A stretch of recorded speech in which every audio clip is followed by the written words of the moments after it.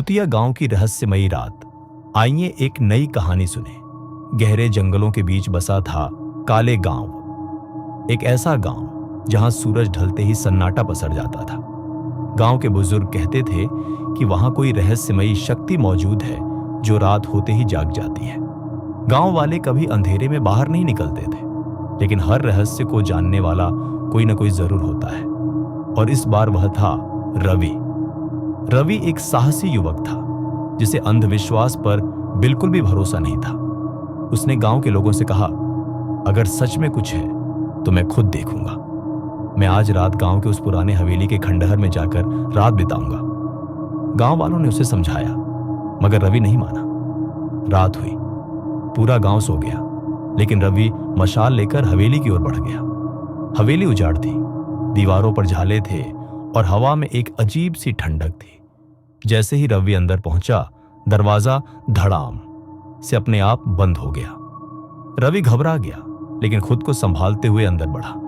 तभी उसे कानों में धीमी धीमी फुसफुसाहट सुनाई दी, भाग जाओ, भाग जाओ। उसने इधर उधर देखा, मगर कोई नहीं था। फिर अचानक दीवार पर एक परछाई दिखी, एक लंबे बालों वाली औरत की। रवि की सांसें तेज हो गईं। तभी उसे महसूस हुआ कि उसके पीछे कोई खड़ा है।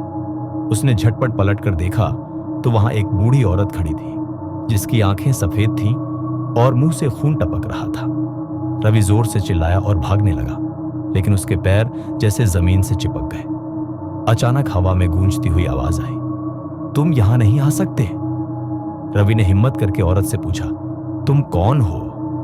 बूढ़ी औरत की आंखों में आंसू आ गए। उसने कहा, मैं कोई भूत नहीं, बल्कि इस गांव की रक्षक हूं। इस हवेली में सच में एक दुष्ट आत्मा बसी है, जो हर पूर्णिमा की रात एक नई बलि मांगती है। तुमने मेरी आवाज सुनी, लेकिन अगर तुम भागते नहीं तो शायद तुम भी उसके अगले शिकार बन जाते। रवि समझ गया कि यह सिर्फ डर की बात नहीं थी, बल्कि गांव के लोगों को बचाने की भी जिम्मेदारी थी।